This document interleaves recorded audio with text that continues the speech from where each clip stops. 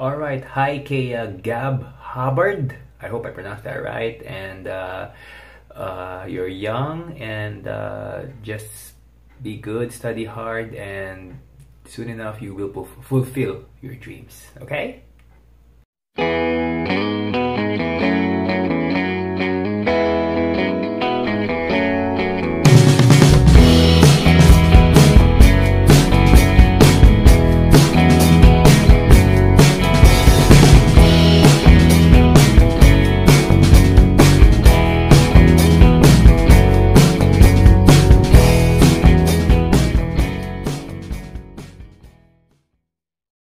Ayan, itatry ko na to kasi iti-take daw siya ng 30 minutes to 1 hour before lunch. So, try namin to ni Heinz.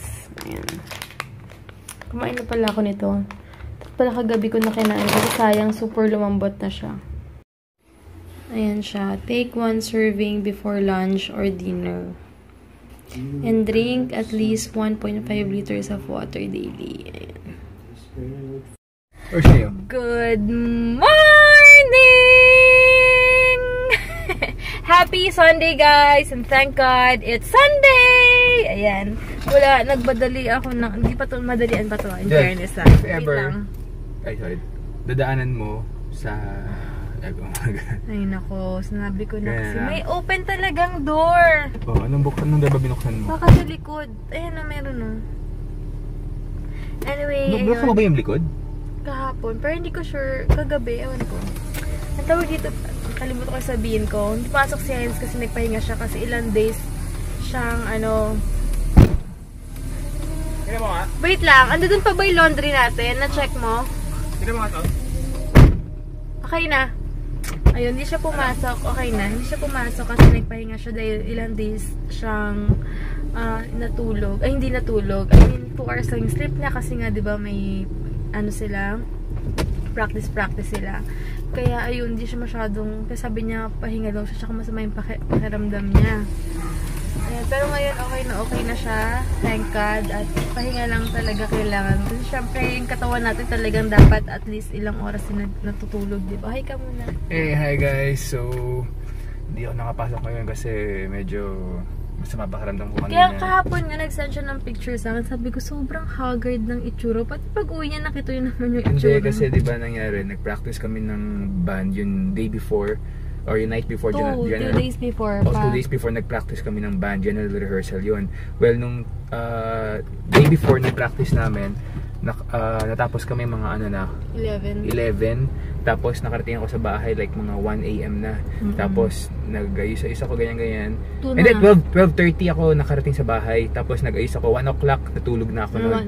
Pero gumising ako like 4 AM tapos biyahe na ulit. Pero eventually, thank God, all the hard work paid off. Nanalo kami at Grand Champion pa. Ay, thank you pala sa mga nag-congratulate sa kanya. Hindi ko na kayo maisa-isa, pero thank you so much. Nakita ko yung mga comments niyo. Thank you so much. And yung asawa ko, sinundo ako nung the next day kasi nga naawa siya sa akin. And sabi niya, bibili daw niya ako ng drum set.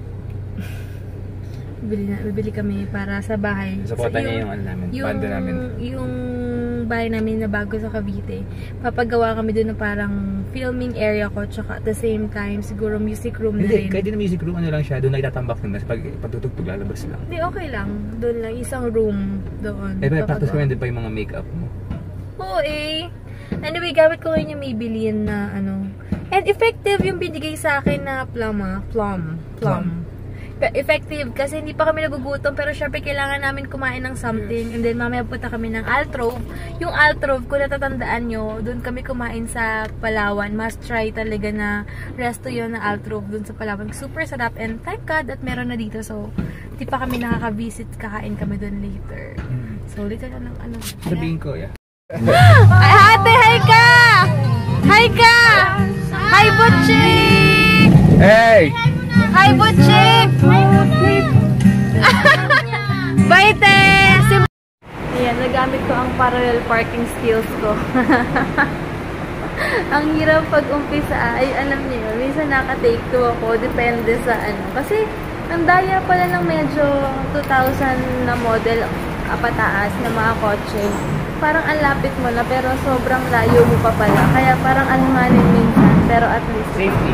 for safety purposes na rin. Ang sakit ng mga braso ko ngayon. Effective yung pinagawa sa akin ni Coach Jeff na yung dumbbell na ginawa ko kahapon. Na, alam ko, napakita ko sa vlog yun. Effective sa triceps and biceps. Gusto ko yan ganyan.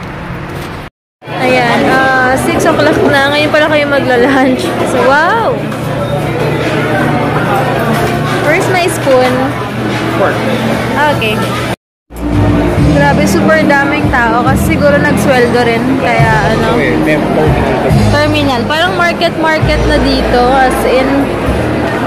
Pero mas maganda sa market. Ha? Mas maganda kasi mas malaki. Yung tayo sa music shop dito, may laser dito. Okay. Ano na? 6, anong hours na ba? 6:20. Wait lang mga hours, parating pa lang ako no? Meron. Sige, pakita mo na sa akin. Sige. May papakita daw siya sa akin. Gusto daw niyang bilhin. Ewan ko kung check daw niya muna kung okay sa akin. Ayan ba? Joke lang. Plain t-shirt daw. Pink ka na eh. Ito maganda. Yan, gusto mo? Pili ka pa. Sige, bili ka lang. Hindi. Yan, maganda. Oo, OTD ka pala, guys. Bigay sa akin to ng tita ko. Tapos ito na, simple lang. Small lang ako, no? Ito, maganda. Tumitingin kami ng mga drumset. 15. Pero mo. Parang mas okay tong maliit. Hindi masyadong, 17. Ito, magkano to? 15. 15, pero malaki pa. Oh, he chose, no, I'm gonna break that culture. I believe that I can set a new thing right now. And perhaps that's you. Your past does not define you. Pwede naman si Josiah, di ba? Ganyan kasing tatay ko, ganyan na rin ako. Wala na magbabago dito. Sige, iinom na lang din ako. Nakita ko si Papa umiinom. Smoke pala ako. Okay naman eh. You don't have to be defined by your past. Your past does not define you. Sometimes the enemy will tell you about that. Sometimes the enemy will remind you, ganito ka, tingnan mo mga pinagagawa mo dati. Di ba, lahat na pinagagawa mo. I don't need to mention all the things. We know that. But Josiah was not limited because he believed God is able to do great things through his life. And the same God that Josiah has is the same God that is here can do the change in you. For some of us here, perhaps the enemy has been condemning you. You don't have a friend to really open yourself up. So whenever you're alone at home, there are these thoughts that plague you. And you're afraid to share it because people might judge me, they might, ganyan. But right now in this place, as you bring it forth in the light of God, then He can do a change. When we bring it forth to the light. Josiah was greatly used by God. And you know what? If Josiah looked back to Amon and Manasseh, he would see this. In verse 24 and 25, we are in our nation. Could it be that it's because of the people before us? But we don't need to blame them. How did Josiah respond? How did Josiah lead these people out from the wrath of God that is coming to them into a nation of transformation and reformation? How was he able to do that? And that's what we're going to look at today. First, that he had from God is this. Calling. Can you say the word calling? Calling. Lahat po tayo dito may sarili-sariling calling kay Lord.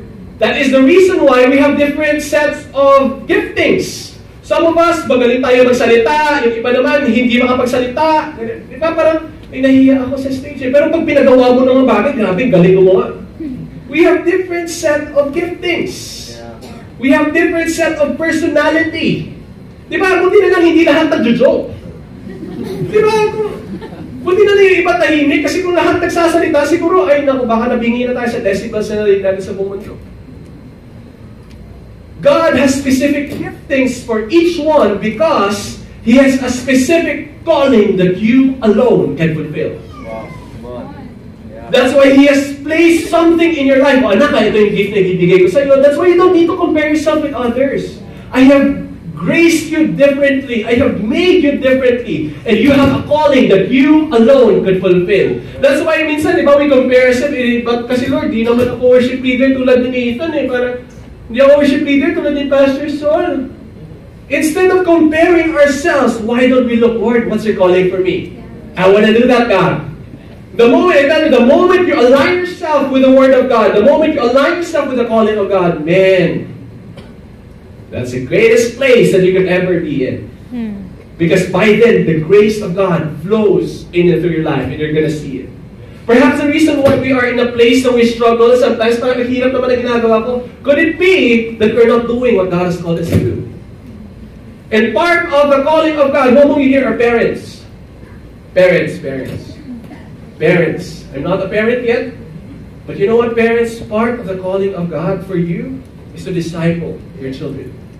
It is not a calling that is to be passed to the campus missionaries alone. Yes, we work hand in hand with you, but mas kasama nila kayo sa bahay. You have 24/7 to spend time with them, to know what is in their heart. It's just sad that we live in a fatherless generation. I am a fatherless. Well, hindi naman ako generation, no? I'm a fatherless kid. Growing up, my father wanted to abort me. Made my mom drink some anti-malarial drugs to get rid of me. Cut the long story short, hindi ako lumabas.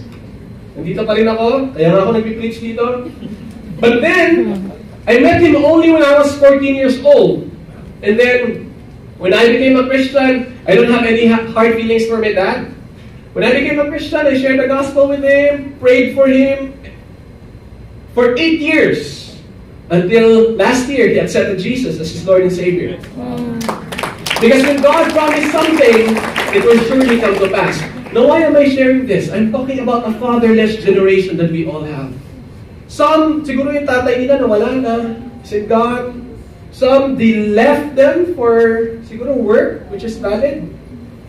For some, nandun yung dad, walang time. Absentee. For some, iniwan na talaga. Sumakabilang bahay. We live in a fatherless generation. But I thank God that we are in a movement in the body of Christ wherein we value the next generation. I was personally, kung makikita mo na ako dati, kaya we need to allow God to put in His eyes when we see the next generation. Because pwede tayo maging bias, ato bata to, wala pa yung kwenta, wala pa yung magagawa sa mundo. If the people during their time look at Josiah like that, bakit hindi na siya inelect na king? But praise God, those people who elected him as king saw that the God of the universe could use this child. And that's also the perspective that we should also put. The perspective that we should also put in our eyes, that when we see this next generation, Lord, may calling ka sa batang to. The reason why I'm gonna put my time, effort, invest on this kid, on this child, is because we have a plan and a purpose for this child. We have a calling for this child. If my victory group leader before just saw me, mukha ako mahabang tarsier. Diba siguro when he saw me, nako, mukhang tarsier, sa buntok mo lang yung disciple yan, diba? Mga burila na lang mag-disciple sa kanya. I praise God that He didn't think like that. On the onset, when He saw me, oh Lord, this is John, I'm going to disciple him because years from now, you will use him greatly. And He always reminded me of that. Whenever we meet, He will always say, John, you know what? God has great plans for you. And I'm like, yeah, siguro. But right now, I'm preaching in front of all of you because of this man who did not give up on me. Now, we may be in a fatherless generation now, pero hindi naman dapat yun yung laging mangyari eh. Kaya nga tayong children ni Lord, di ba? For all the dads here, I'm calling you forth. Father, your kids, they need you. Yeah. And even earlier, when Pastor Saul prayed for me, you mentioned these words, I believe in you. Paiyak ako dun eh. Lord, I never heard that from my father. And a lot of the next generation are wanting to hear that from their dads. And no one is giving that to them. But right now, we are here. We know we are fathered by God. Lord, kahit hindi man natin mga anak yung mga yon, but we could be used as a channel. Lord, let me be a vessel of the voice of the Father to this next generation. I will tell them, Lord, you have great plans for them. Part of the calling of the next generation is to change this nation. If we leave them alone, the enemy will come to kill, steal, and destroy them. Look at the bars outside. Look at the smoking areas. Ano makita mo? Kabataan. Bakit? Buti pa yung cigarettes, nadi-disciple sila. Buti pa yung mga barkada nila, nadi-disciple sila. Baka what we need to do is to just have time with them. Talk to them about God. Remind them that they have a calling. And even God said in His Word, in Joel, chapter 2, God has a calling for you. And part of that calling, if you are from the now generation, if you're a parent, a single professional, part of that calling is reaching out to our inheritance, which is the next generation. If we leave them behind, we leave the hope of our nation behind. We leave the future of our nation behind. That's why we need to partner with Jesus, the hope of the world, so that through us, when He disciples His children, when He disciples the next generation, change could come. Because only God could bring in that kind of change. Right. And if you're from the next generation, you're still a student now. Grabe, alam nyo ba, yung kinain ko, yung before lunch, sumakit yung chan ko, hindi naman sobrang, hindi negative Sumakit kasi parang napoops ako in the middle of service. Imagine ninyo. Napasir ako, Rare yun, bihira yun Yeah, sabihin effective yung kinapit. Yung lasa niya, plum nga siya, pero may halatang lasang green tea. Alam mo, may iba-ibang lasa talaga, pero ang weird, pero masarap. And okay siya kasi talaga, wala mag-lose ka talaga ng weight kasi ilalabas mo. Pero okay lang naman, hindi ako nasabihan na ganun pala. That pala tinake ko siya pag nasabay lang ako or pwede ako anytime. Pero medyo okay naman siya, kaya carry naman. Hindi lang ako nasabihan na gano'n yung effect, pero okay lang, at least na try ko. Yeah. Ayan, punta na, saan tayo ta? Music store. Nagka-canvas kasi kami ng drum set niya. Kaya, punta muna kami. Kaya pala nakaka-detox yun, so nakakapayat yung kinakain na yun. Kasi, ilalabas mo talaga siya. Si Heinz pala, bago kami umalis, nag-cook din. So, effective siya. In fairness, maganda. Tatanong ko guys kung magkano yun, para kung gusto nyo umorder. Lalagay ko pala yung Facebook account nila or Facebook page nila sa description box ko para kung gusto nyo umorder, makita nyo lang. But effective, maganda siya sa akin for first timer yung first day ko. Lunch and dinner, pero iniisip ko ako yung inamin ko ngayong dinner before dinner. Kaya baka sumakit yung ko. Dapat lunch and dinner yun. Yung club. Ikaw mo kainin? Kainin pala. Ano yun before lunch and before dinner dapat. Pero kasi ngayon parang sa sitwasyon ko ngayon, natatakot ako inamin. Baka sumakit na naman yung chan ko. Pero yung try ko na capsule lang. Take mo pa? Alin? Yung capsule na... Ay, yung Miss Sexy? Ice cream. My steam. Tinatake ko pa rin. Yun, before workout naman yun. Ngayon lang tinake ko lang. Kasi ako, na-alternate ko lang. Anyway guys, kakatanong ko lang dun sa seller. Yung NutriFab na yun is 1,500. Free shipping na daw yun. Kaya kung gusto nyo umorder, PM lang kayo. Effective siya. For kung gusto nyo mag-lose ng weight kasi nga nilalabas niya agad yung mga toxins nyo. Pero ngayon, sige, tatay ko na lang, no? Kainin ko na lang, no? Bahala na mamaya, no? Sige. Ito na kami, daming nakapark, parang daming tao. Brick Oven Pizza. Ito lang siya, parang hindi nyo siya mapapansin pag hindi nyo alam. Video mo. Ayan, Altro. CR muna ako, ha? Yun nga, ito, kailangan iwan yung mga footwear nyo. Sa ano? Sa... El Nido, Palawan. Mataas. Oo, sa taas. Wow, ganda. Ano oras kayo nagbubukas dito? Everyday po, 5 to 11. 5, sabi sa'yo, Jel, buti hindi tayo nag-lunch kanina dito. Ganda, ang ganda sa umaga dito. Ah, meron din. Hindi po kami nakakita. Ah, okay. Saturday, Sunday. Ah, pag weekends lang. Okay lang. Tara. Alright, pa-CR muna ako Focus lang sa Ang ganda dito, feeling ko maganda siya pag ano. Feeling ko maganda siya kapag umaga. Tingnan nyo, dito kami sa baba. Ay, wait, parang hindi masyadong kita. Wait. Ayan, tignan nyo, oh. Yan, tapos ito yung ano nila, background. Ganda, pang date to, guys. Yan yung po ano lang, oh. Tapos sa baba kami. Ay, ang galing. Tingin, oh nga, no.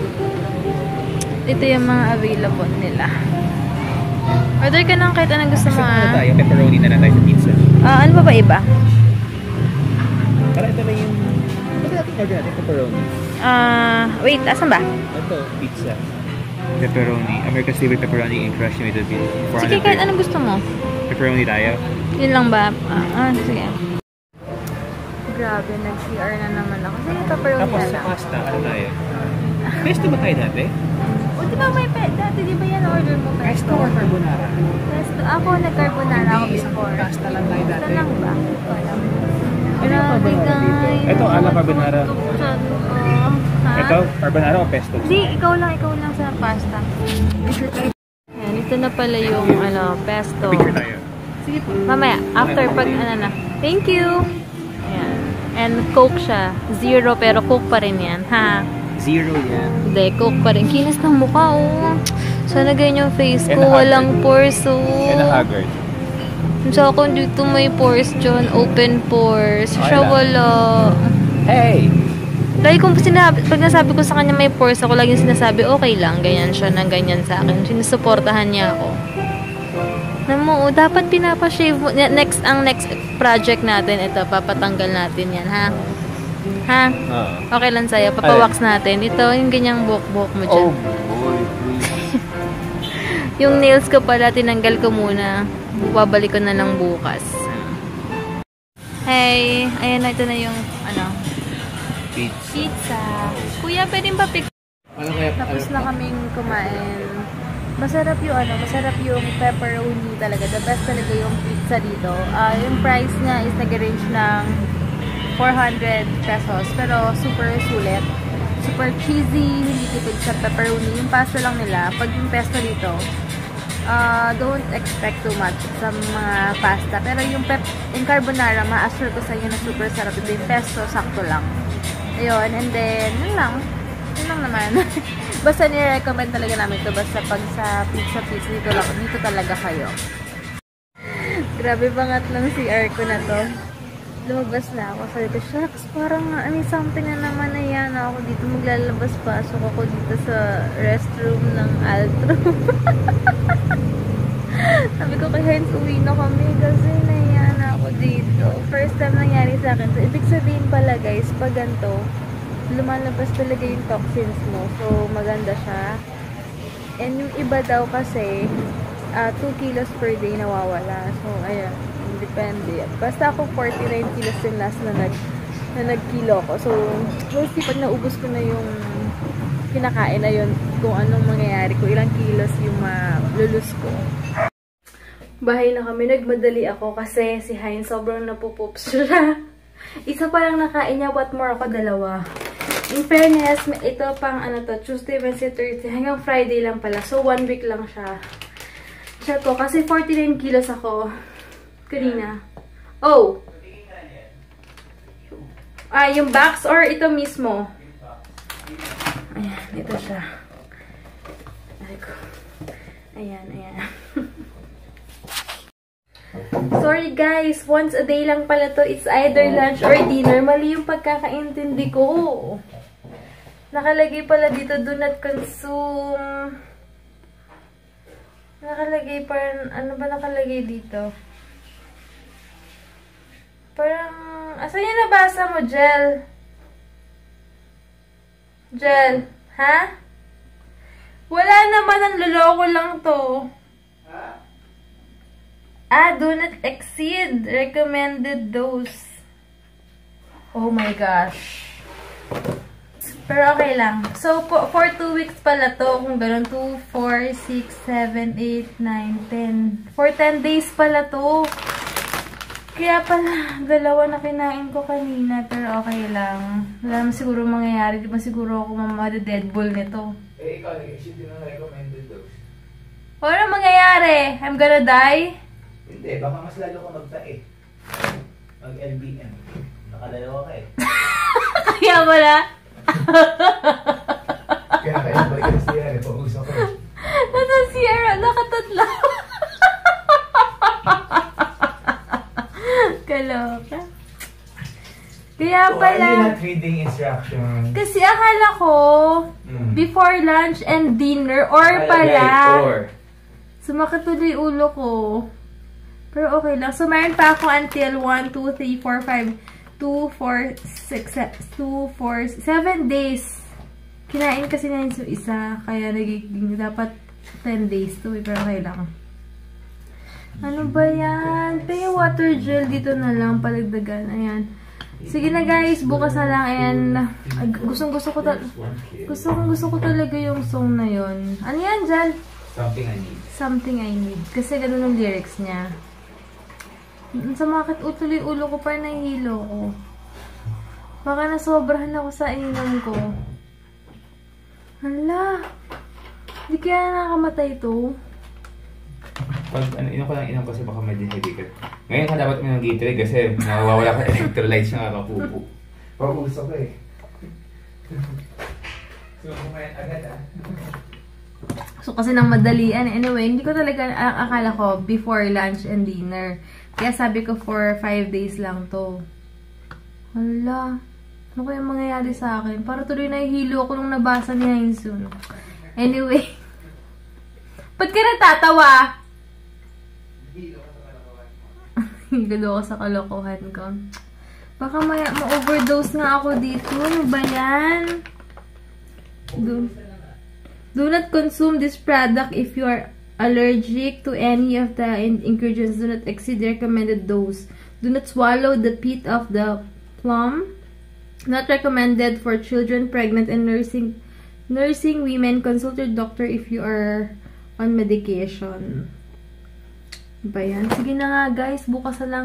Thank you so much for watching. Bukas na lang si Heinz magpapahinga na rin. And good night. Love you guys and God.